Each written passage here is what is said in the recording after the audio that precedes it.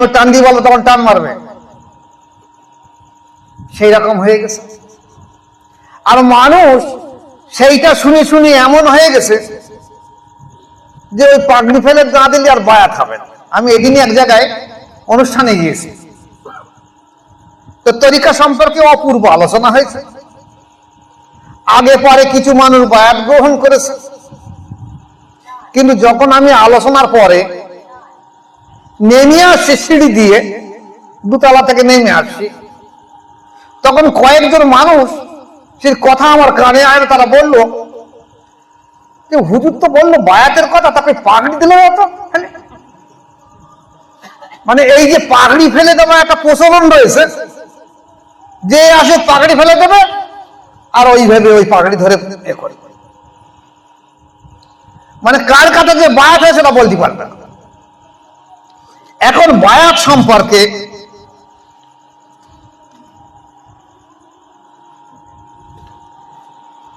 হযরতে জারির রাদিয়াল্লাহু তাআলা বলেন যে আমি রাসূল পাক সাল্লাল্লাহু আলাইহি ওয়াসাল্লামের কাছে আসলাম এবং বললাম, ইয়া রাসূলুল্লাহ সাল্লাল্লাহু আলাইহি ওয়াসাল্লাম, আপনি আপনার হাত মোবারক বাড়িয়ে দিন যাতে আমি আপনার হাতে হাত রেখে বায়াত গ্রহণ করতে পারি। তাহলে বায়াতটা হাতে হাত রেখে করা হয়। এছাড়া কোরআন শরীফে এসেছে,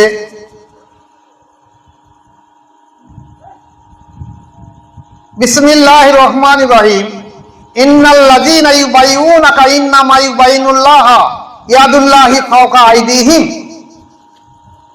হে রাসূল সাল্লাল্লাহু আলাইহি ওয়াসাল্লাম, যারা তোমার হাতে হাত দিয়ে বায়াত গ্রহণ করেছে, আল্লাহ পাক বলেন এ হাত তোমার হাত না, এটা আমার কুদরতি হাত।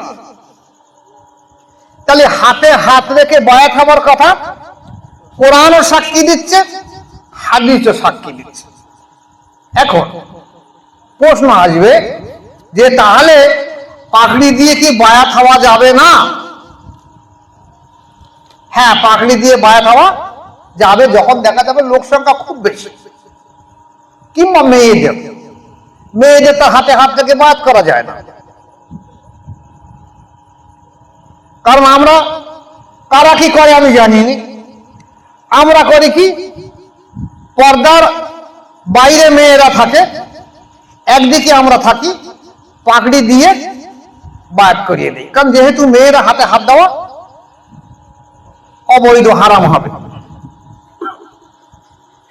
এখন এই যে বায়াত হওয়া, আমাদের দেশে দেখবেন অধিকাংশ আলিম, শরিয়াতি আলিম, যারা মূল এলেম নেই, যে জ্ঞানটা আল্লাহ রাসূল সাল্লাল্লাহু আলাইহি ওয়াসাল্লাম বলে যে জ্ঞানটা আসল জ্ঞান, যাতে আল্লাহ আল্লাহ রাসূলের পরিচয় হবে, সেই জ্ঞান নেই। এই জবানি এলেম যে আলেমেরা আছে, তারা বলছে ও বায়াত হওয়া মুস্তাহাব, ও হলে হবে, না হলে না হবে। ও আমরা কি কোরআন হাদিস কম জানি? আমরা আবার বায়াত হবো কেন? কোরআন হাদিস মোতাবেক চলে যাব। কিন্তু আমাদের দেশে, বিশেষ করে আমাদের বাংলা ভাষাভাষী মানুষের এলাকায়, এই যে মতাদর্শ যে বায়াত হবো কেন, এটা দেখা যাচ্ছে এই 100 বছরের মধ্যে এই বিষটা এসেছে, আগে ছিল না। আগে প্রত্যেকটা মানুষ বায়াত গ্রহণ করত।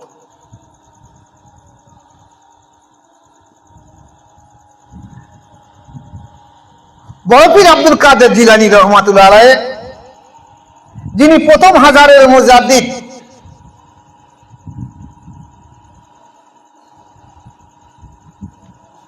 উনি বলছেন যে অন্তরকে জারি করার জন্য, ভালো করে কথা খেয়াল করবে, অন্তরকে জারি করার জন্য এবং যাবতীয় কুরিপু থেকে, অর্থাৎ নফসের চরিত্র থেকে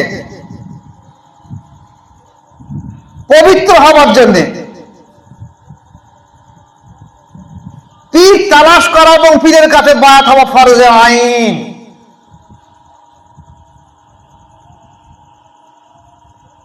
কারণ কামেল মুর্শিদ, মোকাম্মেলে মুর্শিদ ছাড়া একটা মুর্দাদের জিন্দা করে দেওয়ার কারোর ক্ষমতা নেই।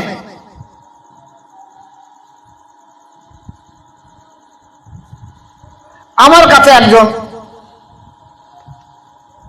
মাওলানা সাহেব বায়াত হয়েছে, যিনি দীর্ঘদিন ফুরফুরার মেজি হুজুর রহমতুল্লাহ আলাইহির কাছে বায়াত ছিলেন।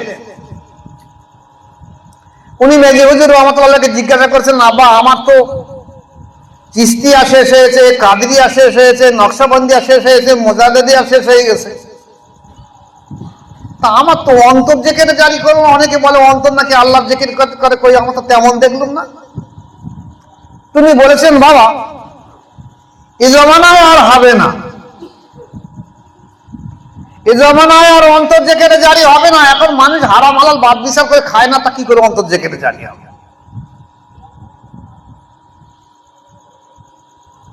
আসলে মুর্শিদের যদি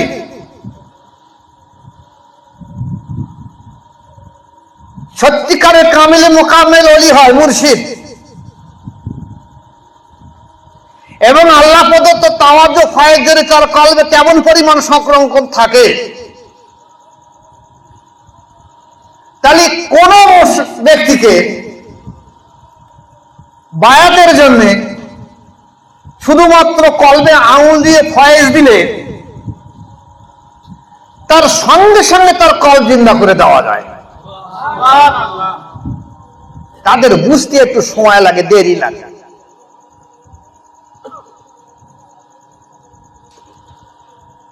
কিন্তু মুর্শিদের দায়িত্ব হলো তার কলবকে সঙ্গে সঙ্গে জারি করে দেওয়া। আমি যখন হাতে স্পর্শ করি তখন আমি বুঝতে পারি যে এই যে আধ্যাত্মিক ফয়েজ আমার ভিতর থেকে আমার হাতের আঙুল, শাহাদাত আঙুলের মাধ্যম দিয়ে তার কলবের মূল লক্ষ্যস্থলে গিয়ে পৌঁছে যাচ্ছে, এবং সেখান থেকে একটা কলবের জারির অনুভূতি আবার রিফ্লেক্ট হয়ে আমার হাতের ভিতরে ফিরে আসবে।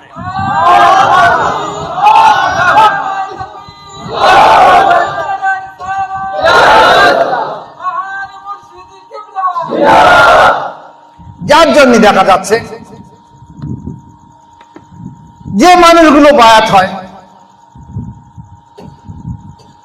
কেউ সুদখোর আছে, ঘুষখোর আছে, মদখোর আছে, আলঠালা আছে, বহু রকম খারাপ ব্যক্তি আছে, তারা বায়াত হয়। তাদের সেই অন্তরের নোংরা গুলো এই যে শাহাদাত আঙ্গুলের মাধ্যমে তার কলবে প্রবেশ করার সঙ্গে সঙ্গে রাসূল পাক সাল্লাল্লাহু আলাইহি ওয়াসাল্লামের হাদিস হলো যে মানুষ যখন গুনার কাজ করে তার কলবে একটা কালো দাগ পড়ে, সেই নোংরা গুলো রিফ্লেক্ট হয়ে মুর্শিদের শাহাদাত আঙ্গুলের মাধ্যম দিয়েছে মুর্শিদের কলবে আবার পৌঁছে যায়, আর মুর্শিদ আবার নিজের কলবের মাধ্যম দিয়ে সেই ব্যক্তির কলবকে জিন্দা করে দিয়ে। এই জন্য কি কোন ওলিয়া উলিয়াদের পেটের রোগ জীবন ভোর সারবে না। আমার মুর্শিদ বলতো যে এমন একটা দায়িত্ব তোমার ঘাড়ে দিয়ে দিছি। রাসূল পাক সাল্লাল্লাহু আলাইহি ওয়াসাল্লামকে